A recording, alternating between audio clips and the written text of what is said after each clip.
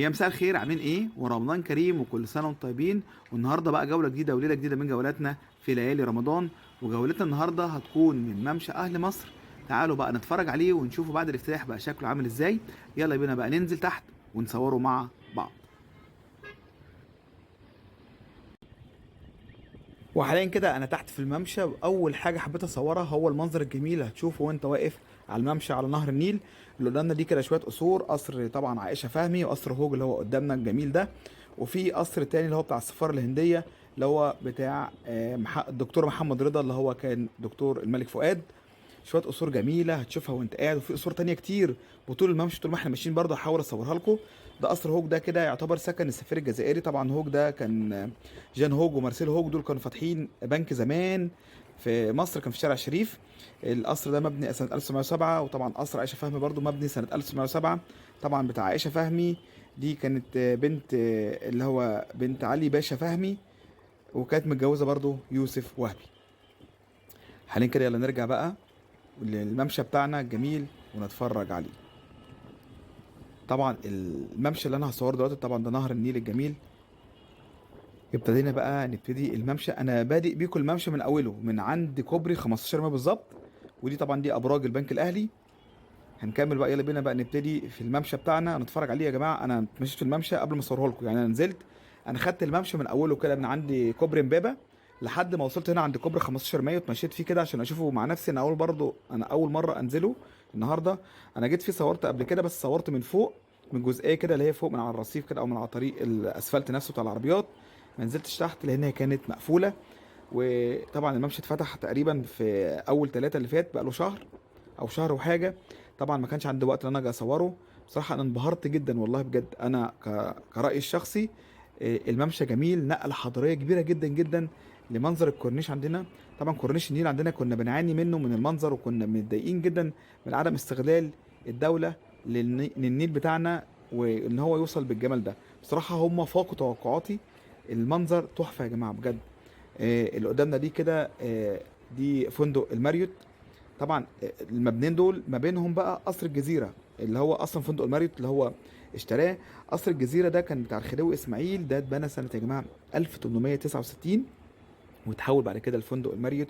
واتبنى طبعا البرجين او اللي هم الفندقين اللي هم اللي على شمالنا دول، اللي هو اليمين والشمال، وقصر الجزيره في النص. هنكمل بقى في الممشى بتاعنا الجميل. احنا قلنا بقى الممشى ده بادئ منين؟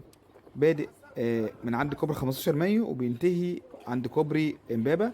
طبعا دي المرحلة الأولى اللي هي انتهت خالص واتفتحت رسميا وبقت كاملة.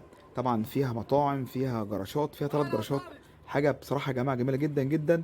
كنا الأول بنعاني الواحد يركن عربيته فين، لا اتعمل جراج. وشايفين بقى الكافيتريات الجميلة على يميننا. بطول الكورنيش طبعا انا اتمشيت، مش كل الكافيهات والمطاعم فتحت، لسه في كافيهات تحت تجهيز ولسه تتفتح. بس الممشى بقى يستقبل اي حد دلوقتي. شايفين بقى منظر الابراج الجميل. الفيو هنا للتصوير تحفه بجد والله يعني. الحته دي جميله جدا جدا لو حابب تتصور. طبعا دول برجين البنك الاهلي المصري. واللي جنبهم كده ده الفندق الجميل اللي هو سان جورج، اللي هو اعتقد ده فندق قطري. وفي بعد كده مركز التجارة العالمي، ده الكام مبنى اللي هم جنب بعض هنا في الحتة دي. وفي قدام بقى شوية أركاديا مول، بعد كده أبراج النيل اللي هم بتوع أبراج سويرس. تعالوا نكمل بقى في الممشى الجميل نتفرج عليه مع بعض. بصراحة هم ما سابوش حاجة في الممشى ما عملوهاش بصراحة. يعني بصوا على يمنا تلفزيونات أو شاشات العرض الجميلة الديجيتال دي، تحفة لعرض ممكن الإعلانات. واللي على شمالنا البساقط اللي هي بساقط الزبالة، متقسمة إن كان زيت أو بلاستيك أو ورق. حاجه طبعا جميله جدا. وما نسيوش حاجه بصراحه، حطوا كل اللمسات النظيفه والحلوه حطوها هنا في الممشى. تعالى بقى نتمشى في الممشى. الممشى لسه في حاجات كتير جميله مبهره، انا بس بادئ من اوله. ولسه بقى هنعدي على حاجات كتير قوي هتعجبكم جدا. طبعا احنا قلنا الممشى ده بطول تقريبا 2 كيلو، 2 كيلو الا.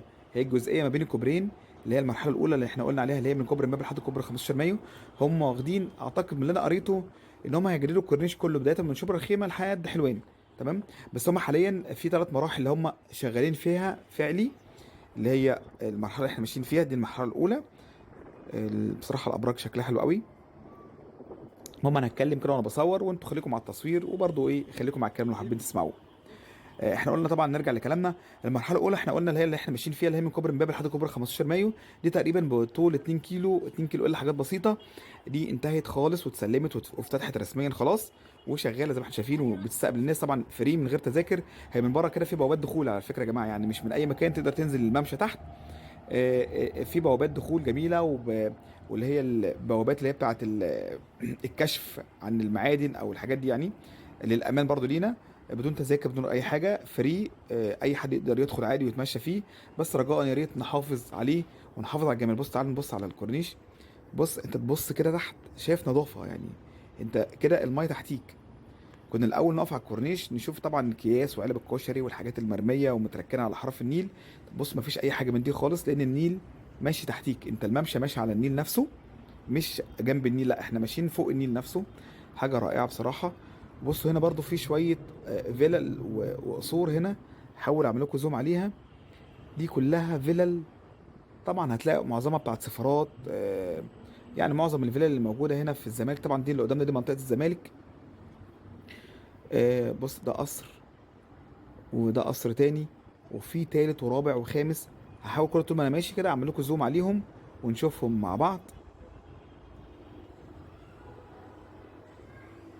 طبعا بقى نرجع للممشى بتاعنا.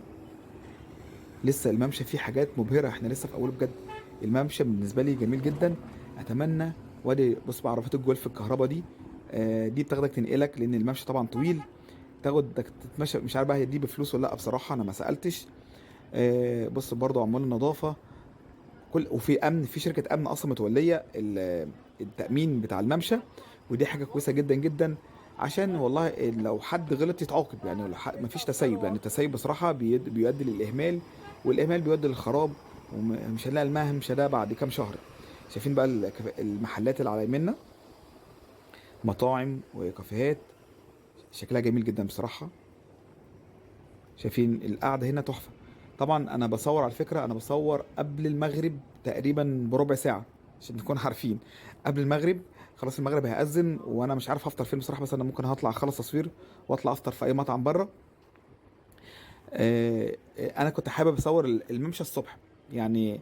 انا مره عدت عليه بالعربيه بالليل كده، لا قلت مش هيبان جماله الا بالنهار. فانا خلصت شغل وجريت جري على وسط البلد، عشان اصور الممشى بالنهار عشان تقدروا تشوفوه كويس. الممشى زي ما قلنا، دي المرحله الاولى منه. طبعا في المرحله الثانيه والثالثه دول شغالين فيها، يعني زي ما قلت لكم الخطه العامه للكورنيش النيل، هم عايزين يجددوا من اول شبرا الخيمه لحد ما نوصل لحد حلوان. بس المراحل اللي شغالين فيها فعليا هي المرحله الاولى اللي هي احنا فيها، وفي المرحله الثانيه اللي هي تبقى بقى من عند كوبري 15 مايل لحد كوبري قصر النيل، دي شغالين فيها.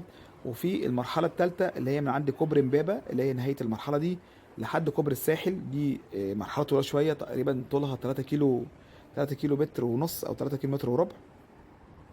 شايفين بقى الجمال، شايفين التند، الديكورات والحاجات اللي معمول بيها. بصراحه انا مش عايز اقول رايي كتير في الممشى، انا هسيبكم انتوا تقولوا رايكم. حاجه تحفه جدا، حاجه عجباني قوي. بص احنا ماشيين في قلب النيل دلوقتي اهو. المهم نرجع للمراحل بتاعتنا. احنا قلنا كده الثلاث مراحل اللي هم شغالين فيها عملي وفعلي، ومفروض تتسلم الايام الجايه. طبعا هم ابتدوا شغل في الممشى ده اعتقد من 2019، من شهر 9 2019 ابتدوا شغل في ممشى اهل مصر. طبعا للكومنتات، وقبل كده انا كنت عامل حلقه قبل كده عن الممشى، فكان كتير ردوا عليا عرب بيقول لك ممشى اهل مصر يعني ده للمصريين بس. لا طبعا هو مش مصريين، هو لكل الناس، للسياح، للعرب، لاخواتنا، لكل الناس. هو بس اسمه ممشى اهل مصر، هو ده الاسم المطلق عليه، انما هو لكل الناس مش متحدد للمصريين بس يعني. تعالوا بقى نشوف التمثال الجميل التحفه ده، تعالوا نصوره مع بعض كده تصوير حلو. هو عباره عن حلقات معدن كده، هو مش جبس ولا لا، هو حلقات معدن كده، شكله جميل قوي بصراحه يعني. تعالوا بقى نصوره كده ونشوفه مع بعض.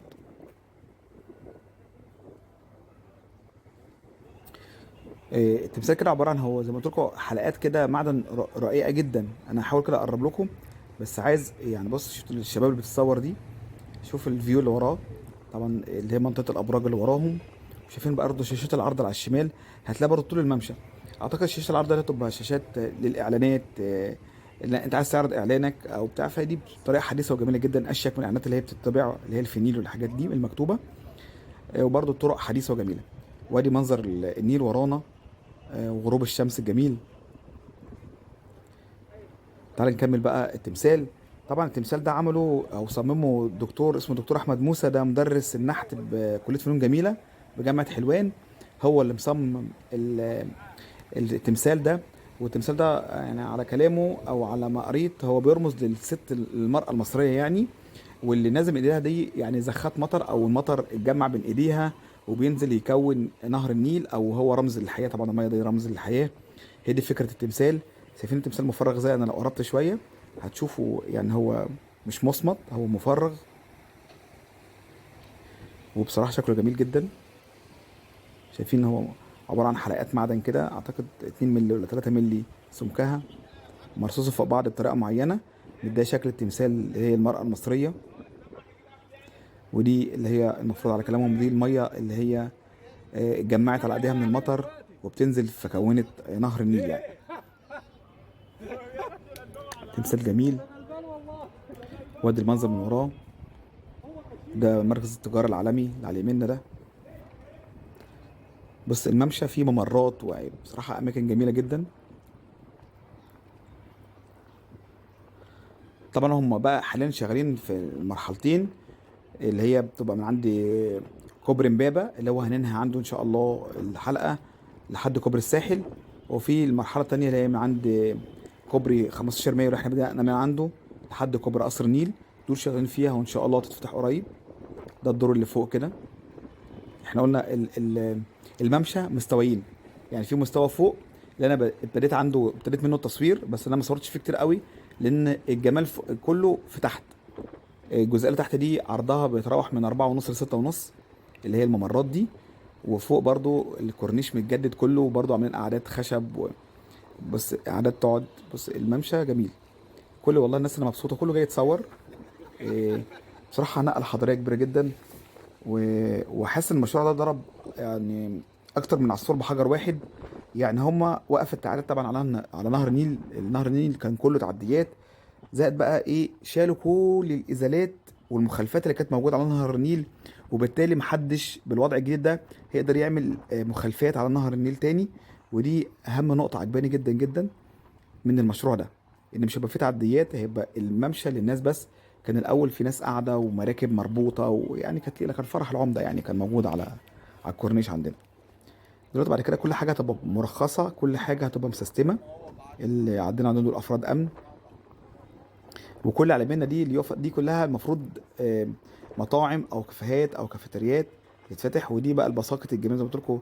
البساقط متقسمه زي ما قلنا، مش فكره باسكت وبس، لا دي اللي هي ريسايكل او المخلفات ان كان بقى بلاستيك او ورق او كرتون. هنكمل في الممشى.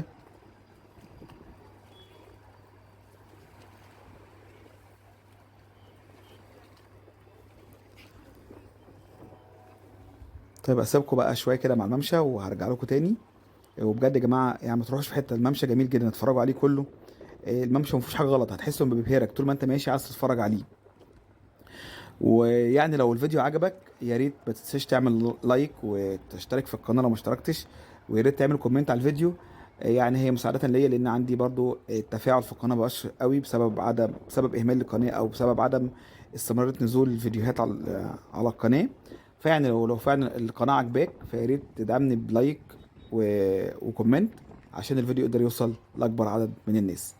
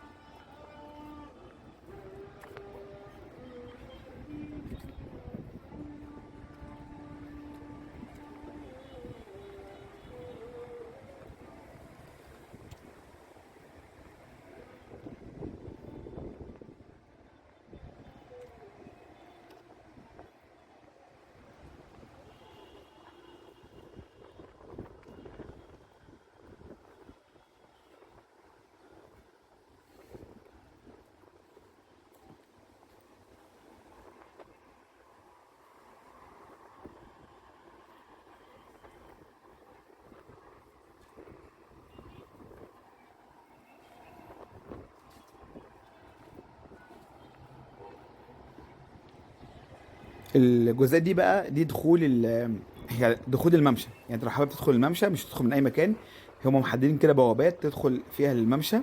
شايفين اصلا منظر الدخول جميل جدا. ودي برضو زي عاملين لسان كده جوه النيل، تدخلوا وتبقى جوه النيل نفسه. الممشى جميل يعني. على فكره الممشى لسه فيه، احنا كده ما كملناش اصلا نصه، لسه فيه قدام كتير. فما تزهقش ولا تمل، الممشى بجد رائع جدا. تعالى هنا بقى ايه، نقرب كده شويه ونحاول كده نعمل زوم كده على على القصور اللي قدامنا دي. هي هتبكسل شويه معلش، الريزوليشن بيقل شويه مع الزوم. آه، شوف كم قصر، كل دي قصور وفيلا على نهر النيل، شكلها جميل. القعدة أكيد فيها أكيد تحفة يعني، كفاية إنك تبقى قاعد على نهر النيل على طول كده وقدامك الفيو الحلو ده. كل دي أدي قصر، أدي اتنين، أدي نقرب كمان شوية، أدي تلاتة، أربعة، خمسة، كتير يعني. احنا هي الجزئية بتاعت الزمالك، جزيرة الزمالك دي كلها هتلاقي قصور كتير على نهر النيل.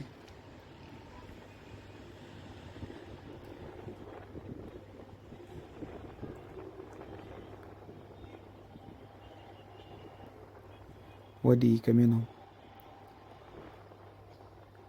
المهم كده ايه، حاولنا نوريك برضو الجزئية التانية.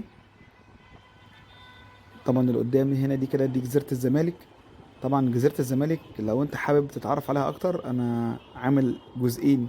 هتلاقي في فيديوهين عندك كده، جزيرة الزمالك الجزء الاول والجزء التاني. لو حابب تتفرج عليهم بجد الفيديوهات هتعجبك ان شاء الله. اصلا منطقة الزمالك منطقة جميلة جدا جدا، منطقة منظمة. هي بس عيبها ان انت فعلا لو معاك عربية مش هتعرف تركن في اي مكان، وامن كتير وقلق كتير لان مليانة سفارات.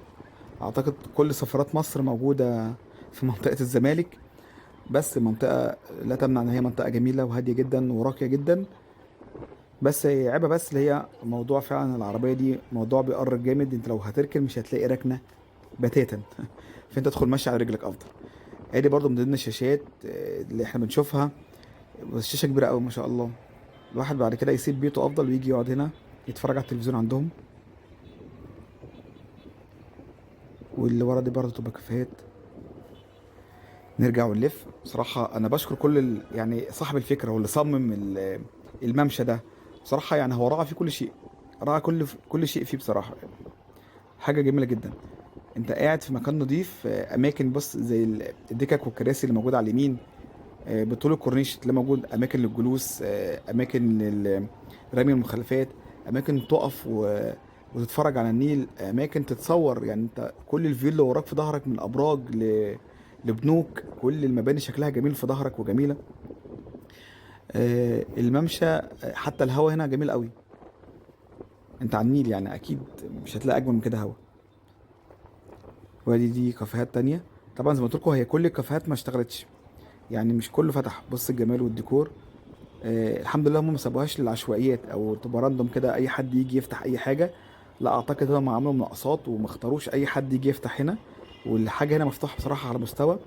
والقعده هنا يكفي انت قاعد في مكان جميل ونضيف وجديد. وادي دي بقى عربيات الجولف او عربيات الكهرباء اللي المفروض هتنقلك، او لو عايز تاخد تتمشى في الممشى او تاخد جولة في الممشى. اعتقد دي تاخدك. انا ما سالتش دي وظيفتها ايه بالظبط، بس اعتقد هي لازم هتكون وظيفتها كده. ان الممشى زي ما قلنا لكم 2 كيلو، فممكن كبار السن ما يقدروش يمشوا المسافة دي كلها لو حابين يتمشوا فيه. او لو عايز تتفرج على الممشى كله فاكيد دي هتاخده وتفسحه يعني في قلب الممشى. ده برضو ده باب دخول تاني للممشى. وده بقى بتاع المثلثات دي بتنور على فكرة، بس عشان احنا بالنهار. دي الليدات كده بتنور تبقى شكلها جميل جدا جدا بالليل. وشايفين برضو الزرع اللي على اليمين. بص عاملين زي سلالم كده كلها زرع. آه، كل حاجة بصراحة معمول حسابها في الممشى. كل حاجة بصراحة معمول حسابها. زي ما قلنا المرحلة اللي اتفتحت دي المرحلة الأولى، اللي هي بتبتدي من عند كوبري 15 مايو أو محور 26 يوليو، لحد ما بتنتهي عند كوبري امبابة اللي هو الكوبري الحديدي الأزرق ده. طبعا الكوبري ده صورته اكتر من مره لو حابين تتفرجوا عليه. وبرضه منطقه الزمالك برضه انا عامل عليها فيديوهين قبل كده، حي الزمالك، او ممكن 3 فيديوهات، لان اول برضه ما ابتديت في القناه صورت فيديو عن الزمالك بس ما كانش قوي قوي يعني. وبعدين نزلت عملت فيديوهين مفصلين عن الزمالك وعن قصورها وعن اهم الاماكن والشوارع اللي فيها.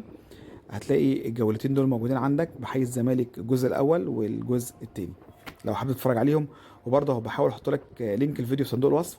وبرضه كنت مصور ممشى اهل مصر، بس مصوره من الجزئيه اللي فوق، اللي هو الجزئيه اللي فوق اللي هي على الطريق نفسه، على طريق العربيات. لو حابب تتفرج عليها هتلاقي برضه الفيديو موجود عندك في فيديوهات القناه. وبرضه بحط لك لينك الفيديو في صندوق الوصف. شايفين المدرجات الجميله دي؟ اعتقد دي زي مسرح، لان هما في التصميم قالوا ان هم هيعملوا مسارح على الكورنيش، وهيعملوا جراشات. طبعا الجراشات دي انا شفتها. وهيعملوا ايه تاني؟ مسارح وجراشات طبعا، والكافيهات والكافيتريات اللي هي موجوده هيبقى عددها كبير جدا على فكره. وبرضه هتبقى مختاره يعني بتصميم معين وبشكل معين وبحاجه برضه تريشيك وحاجه كويسه جدا جدا الواحد يفتخر بيها. بصراحه انا شايف الممشى ما يقلش عن الممشات اللي موجود في اي دوله، او في الامارات، او في اوروبا. آه، الواحد مش متخيل ان الكورنيش بتاعنا هيبقى كله بالجمال ده. يعني انت متخيل كده الكورنيش بتاعك حتى المراحل الثلاثه لما يخلصوا، اللي هو يبتدي كده مثلا من عند فندق جراند حياه، او من عند كده فور سيزون من ورا، هيمشي بيك لحد ما توصل ل اسمه ده، لكوبري كوبري تحيا مصر، او كوبري الساحل كده ورا. هيبقى الجزئيه دي كلها بالمنظر الجميل اللي احنا شايفينه ده. هيبقى بصراحه كورنيش رائع جدا. وعمر ما تخيلت ان كورنيش النيل بتاعنا هيبقى بالجمال ده.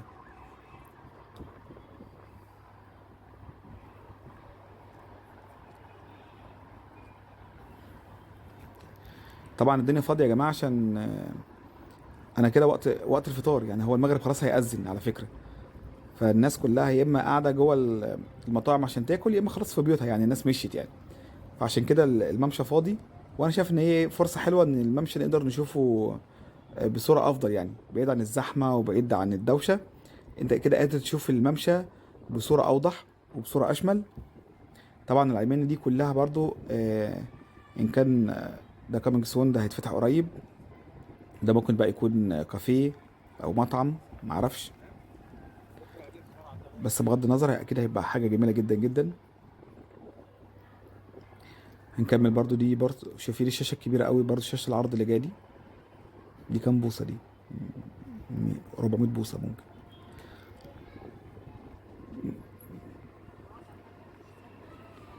حلوه الدنيا هنا بصراحه، حلوه الدنيا ومصروف عليها. طبعا المراحل دي اعتقد هم داخلين في تكلفه تقريبا من، على ما قريت، من ده جراج العلمين ده على فكره يا جماعه، العلمين ده كده جراج العربيات. إيه، متكلف تقريبا من 550 مليون ل 800 مليون، يعني دي النسبه تقريبيه للثلاث مراحل. تقريبا 800 مليون جنيه اللي هو تطوير كورنيش النيل. كل العلمين دي هتبقى كافيهات ومطاعم. وعلى شمالنا نهر النيل الجميل، والسور سور المعدن الحلو ده. دي بازارات، ودي حاجات برضو كامينج سون تفتح قريب ان شاء الله.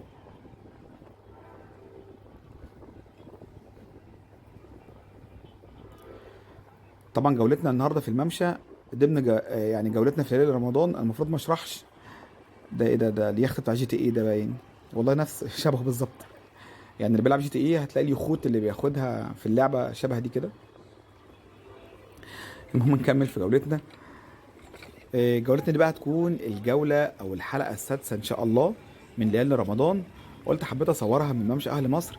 منه طبعا الممشى في رمضان، وهيبقى فيه مطاعم وكافيهات بنشوف الشكل هيبقى فيه عامل ازاي.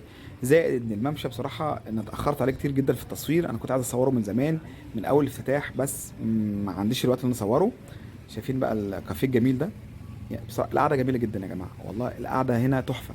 يعني تخيل نفسك انت قاعد كده في الفيو الجميل ده، يعني قاعد في المطعم الجميل ده وقدامك الفيو ناحيه تاني الشمال الحلو ده. حاجه رائعه بصراحه. انا بشكر بصراحه كل القائمين على المكان، يعني على اللي عمل الممشى الحلو ده. وشايفين بقى شاشه الاعلانات في كل مكان في الممشى. حاجه راقيه جدا جدا. ممشى متطور، ممشى حديث جدا، بيواكب كل الاساليب الحديثه بصراحه اللي موجوده في عصرنا دلوقتي. وزي ما قلت لكم اجمل ما في الصوره ان كل التعديات اللي على الكورنيش النيل اتشالت يا جماعه. اللي من القاهره او جه مشي على الكورنيش كان عارف شكله كان عامل ازاي. بصراحه كان شكله سيء جدا جدا جدا، مش كورنيش نيل خالص، تحس ان هي ترعه وانت ماشي جنبها. انما دلوقتي فرق تماما، انت ماشي في حاجه في اوروبا، انت ماشي في حاجه في امريكا، ماشي في حاجه في في الامارات، ماشي في حاجه في مستوى تاني خالص بصراحه. يعني حاجه جميله جدا. شايفين برضو النوافير اللي موجوده، على فكره برضو في نوافير كتير برضو في الاول ممشى من قدام انا ما صورتهاش، او ممكن نسيت اصورها من الكلام. حاجه بجد رائعه جدا جدا. نتمنى ان احنا نحافظ عليها. ودي يا جماعه اقل حاجه ممكن نقدمها للي احنا شايفينه ده. احنا نحافظ على مكاننا، دي حاجتنا احنا نحافظ عليها. مش لازم يكون في امن يخوفنا او يمنعنا من فعل الغلط يعني. احنا نبتدي بنفسنا ونحافظ على الحاجه بايدينا عشان تعيش، ودي لينا ولاولادنا. وكده خلاص عند ابراج سويرس ويعتبر عند نهايه الممشى. انا مش عايز اطول اكتر من كده. يا رب تكون الجوله عجبتكم بقى، وانتظرونا في فيديوهات تانية كتير. عايز اروح افطر، المغرب اذن. وكان معاكم احمد، والسلام عليكم ورحمه الله.